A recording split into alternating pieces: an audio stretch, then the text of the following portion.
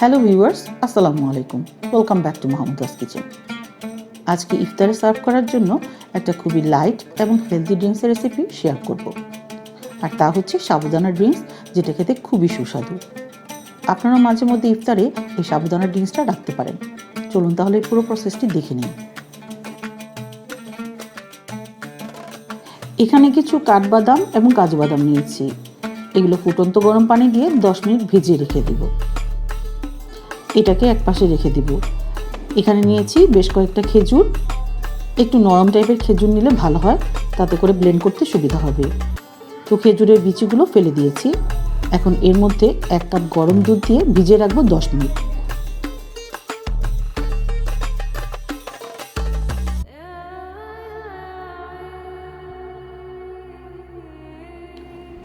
এবারে একটা বাটিতে 1 চা চামচ ভ্যানিলা কাস্টার্ড পাউডার নিয়ে এর সাথে 1/3 কাপ লিকুইড দুধ দিয়ে মিশিয়ে নিয়ে রেখে দিব এবং পরে ব্যবহার করব।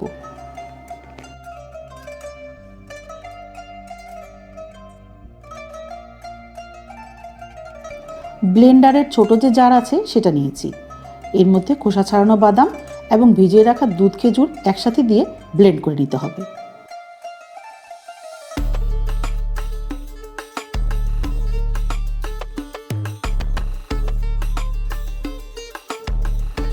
এইরকম একটা মিহি পেস্ট তৈরি করে নিয়েছি।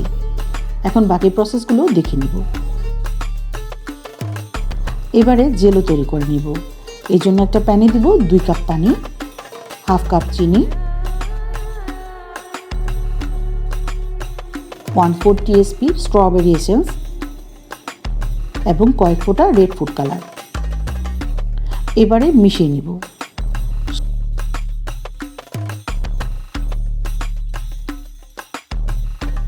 সাথে দিব 2 চা চামচ আগার আগার পাউডার। সমস্ত কিছু আরও একবার একসাথে ভালোভাবে মিশিয়ে নিতে হবে।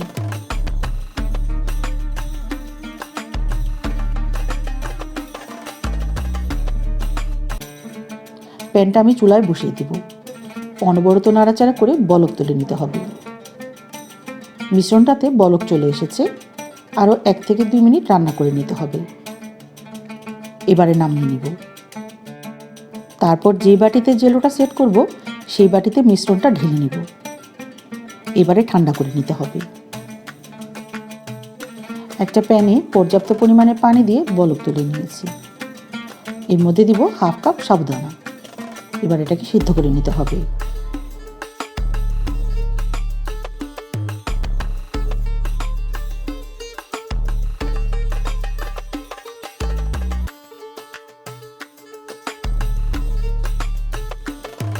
সাবুদানাগুলো বেশ ভালোভাবে সেদ্ধ করে নিয়েছি। এখন এইরকম একটা স্ট্রেনার নিয়ে এর মধ্যে সাবুদানাটা ঢেলে দিয়ে ঠান্ডা পানি দিয়ে ধুয়ে নিতে হবে।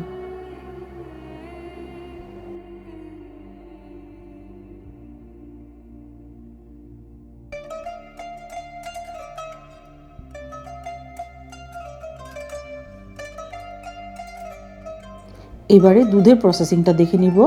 একটা প্যান নিয়েছি। এর মধ্যে দিয়ে দিব 1/2 লিটার লিকুইড দুধ। দুধটা জাল করে নিতে হবে।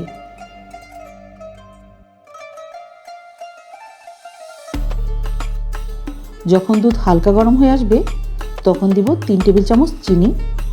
তারপর নেড়েচেড়ে নিয়ে মিশিয়ে নিতে হবে। মিষ্টিটা আপনাদের টেস্ট অনুযায়ী ইউজ করে নেবেন।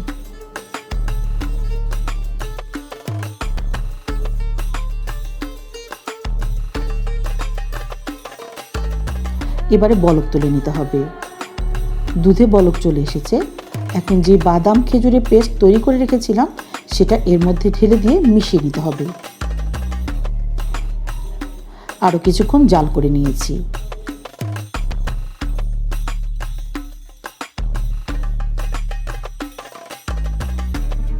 এবার যে কাস্টার্ড পাউডারের মিশ্রণটা বানিয়েছিলাম সেটা আবার একটু নেড়েচেড়ে নিয়ে জাল করা দুধের মিশ্রণের মধ্যে ঢেলে দিয়ে দ্রুত হাতে মিশিয়ে নিতে হবে, যাতে দলা ধরে না যায়।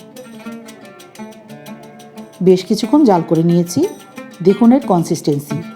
এটা কিন্তু খুব একটা ঘন হবে না, তবে যখন ঠান্ডা করে নিব তখন আরও একটু গাঢ় হয়ে যাবে। মিশ্রণটা আমার একদম রেডি হয়ে গিয়েছে। এখন নামিয়ে নিব। দুধের মিশ্রণটা একদম রুম টেম্পারেচারে ঠান্ডা করে নিয়েছি।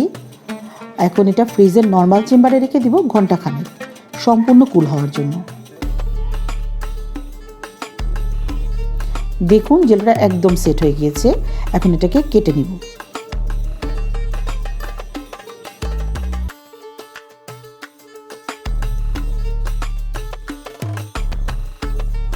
ফ্রিজ থেকে দুধের মিশ্রণটা নামিয়ে নিয়েছি। এখন এর সাথে সাবুদানা যে তৈরি করে রেখেছিলাম সেটা দিয়ে মিশিয়ে নিতে হবে। এরপর বানিয়ে রাখা জেলো দিয়ে মিশিয়ে নিতে হবে। এবারে সার্ভ করে নিব। এই জন্য গ্লাসের মধ্যে ড্রিঙ্কসটা ঢেলে নিয়ে তার উপর থেকে বাদাম কুচি, আইসক্রিম এবং জেলো দিয়ে গার্নিশিং করে নিয়েছি। আপনারা আপনাদের পছন্দ অনুযায়ী সাজিয়ে নিয়ে পরিবেশন করে নেবেন। তো ভিউয়ার্স, তৈরি করে নিলাম আমার আজকের রেসিপি সাবুদানা ড্রিঙ্কস। রমাদানের ইফতারে এই ধরনের ঠান্ডা ঠান্ডা এক গ্লাস সাবুদানা ড্রিঙ্কস আপনারও সারাদিনের ক্লান্তিকে নিমিষে চাঙ্গা করে দেবে।